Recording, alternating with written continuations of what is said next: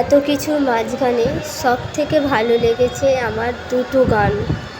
এক হচ্ছে এইটা, আর দুই হচ্ছে স্বাধীনতা দিবস নিয়ে যে গানটা হয়েছে। কার কার এই দুটো গান ভালো লাগে তারা লাইক, কমেন্ট অ্যান্ড সাবস্ক্রাইব করবেন। আর যার যার ভালো লাগে না তারা প্লিজ ভিডিওটা স্কিপ করে চলে যাবেন, যারা মাকে ভালোবাসেন না। আর শেষ পর্যন্ত আর একজনই বাকি ছিল গান গাইতে। অনেক রাত হয়ে গেছে তাই থাকতে পারবো না বলে জাস্ট গায়িকাটাকে দেখলাম আর বাড়ি চলে এলাম 2:30-3টে।